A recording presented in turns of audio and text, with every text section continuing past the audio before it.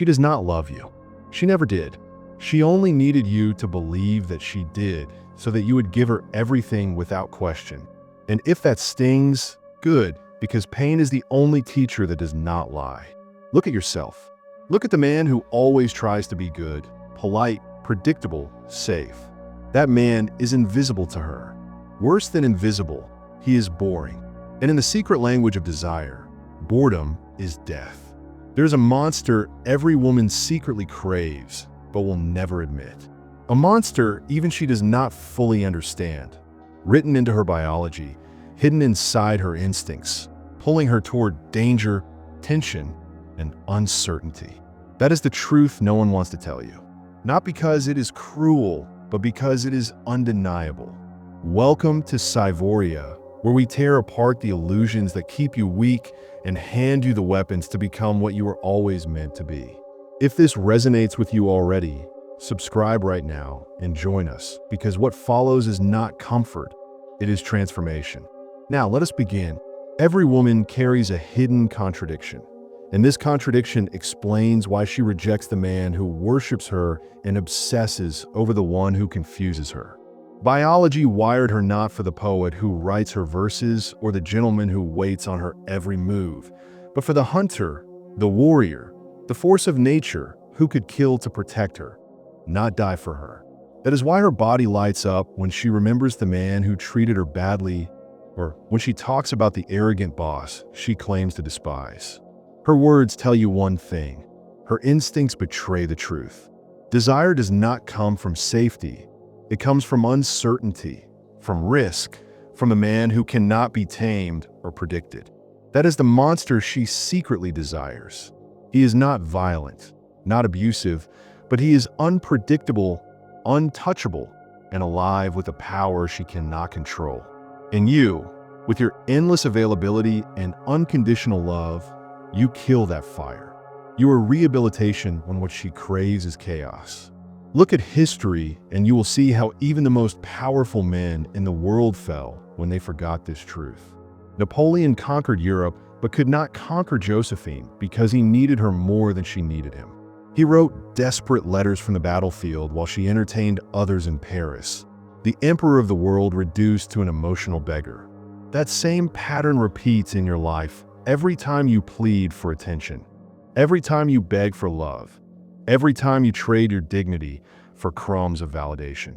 The monster does not beg because his hunger is not for her. It is for conquest, for purpose, for the endless war against mediocrity. And that hunger is the very thing that drives her mad because she knows she can never satisfy it. She can only witness it. It is not cruelty, it is biology. Women are not masochists. They are evolutionary strategists, designed to choose the man whose attention is valuable because it is rare. If your love is free and constant, it has no value. But the monster, the man she cannot fully possess, becomes priceless. Do you see how her eyes light up when she mentions the man who once treated her badly, or the arrogant boss everyone secretly despises? That spark is not nostalgia for pain. It is biology responding to unpredictability, to danger, to contain power. The monster she secretly craves is not violent, not cruel, but untamed. He is the man who cannot be categorized, the one who remains a mystery, who carries within him the power to destroy, but chooses when and where to reveal it. You, on the other hand, are an open book, always available, always predictable, and therefore invisible. She does not want the man who confesses everything, who reveals every thought, who floods her with affection until she drowns. She wants the man who withholds just enough to keep her guessing, who creates tension between what he could do and what he allows her to see. That tension is the fuel of desire, and it is the fire you lost the moment you made her your world instead of living for your own. The monster she secretly desires is defined by three forces that most men either lose or never cultivate. The first is purpose greater than her. He does not orbit her world, he builds his own, and she is drawn to the gravitational pull of his mission.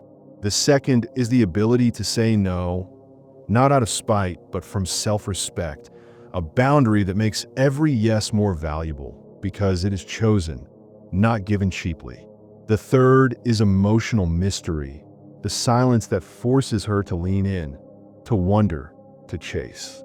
You gave her everything up front, like a book with no sequel, as she read you once and set you aside. The monster never reveals everything. He is pure potential, an unopened letter, a locked door, a storm waiting at the horizon.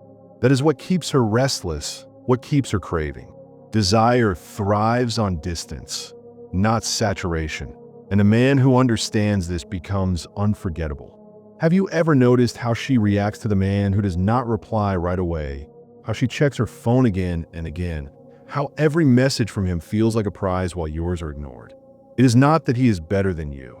It is that he unconsciously or deliberately understands tension. Female desire does not live in constant satisfaction. It lives in the space between want and fulfillment. You erase all tension by being always available, by flooding her with attention, by making yourself an endless supply of validation. And like any resource that is abundant, its value drops to nothing. The monster is scarce by design, not because he withholds to punish, but because his attention is genuinely valuable. He gives it when he chooses, not when she demands. That scarcity turns him into a prize she must win again and again. She invests more. She chases harder. She feels alive in the uncertainty. And you, drowning her in your ocean of predictability, make her long for the desert where every drop matters. Nietzsche once said that to live is to suffer, and to survive is to find meaning in the suffering. But what most men never realize is that women do not crave a man who avoids all suffering. They crave the one who has tamed it and carries it like a weapon. The monster is not cruel. He does not seek to hurt, but she knows he could if he wished. That latent possibility that contains storm is what sets her heart racing. It is the same reason women fantasize about vampires, warriors, dangerous figures who walk the line between destruction and creation. It is not the violence they want. It is the power restrained, the beast hidden beneath the calm exterior. And you killed your beast long ago when you became too safe, too soft, too eager to please. You thought she would love you for being harmless, but biology does not reward harmlessness. It rewards potential for dominance tempered by choice. She wants to know you can protect her, that you can protect yourself, that you can stand unshaken in a world designed to break men. When you carry that quiet danger within you, when you radiate controlled power without needing to display it, you become the monster she craves, the paradox of safety and danger in one. The monster is not built on need. He is built on self-sufficiency. He does not beg for her love. He does not collapse when she withholds attention, because his center of gravity does not rest in her hands. That independence, that ability to walk away without breaking, is the deepest aphrodisiac. A man who needs nothing is the man who commands everything, and women sense this immediately. You, on the other hand, live like a beggar, desperate for her approval, terrified of losing the little affection she gives. Every text you send too quickly, every apology you offer before it is even demanded, every compromise you make just to keep her calm is proof that you are her emotional subordinate. The monster flips the equation. He loves because he chooses, not because he needs. He can be with her or without her and remain unchanged. That unshakable frame forces her to chase, to seek his validation, to crave the rare moments when his attention falls on her. It is not arrogance. It is the law of polarity. The one who needs less always controls the dynamic. And until you reclaim that independence, you will never stop being her emotional servant. The final truth is brutal but freeing. The monster every woman secretly desires is not someone you pretend to be. He is who you are when you strip away weakness, fear, and neediness. He is buried beneath the lies you believed about love, about always being nice, about always being available. He is the part of you that remembers how to live for conquest, for growth, for self-mastery, not for approval. You do not create him by learning tricks or copying others. You unleash him by reclaiming your own power. When you stop asking permission to be yourself, when you stop making her the center of your world, when you begin to live as if your mission is greater than any relationship, you awaken the energy she craves but will never admit.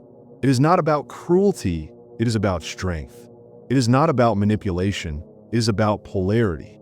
And if you dare to awaken that monster within you, women will not only notice, they will compete for the privilege of standing beside you. But this time, it will not be because you begged, it will be because you finally remembered who you were always meant to be. Desire thrives on unpredictability and scarcity, and this is where most men destroy their own chances without even knowing it.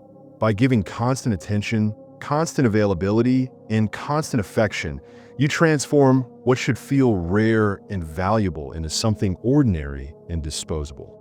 She begins to drown in your ocean instead of thirsting for your presence. The monster understands something Machiavelli himself would approve of. That power is maintained through controlled reward, not endless supply. He does not shower her with attention at every moment.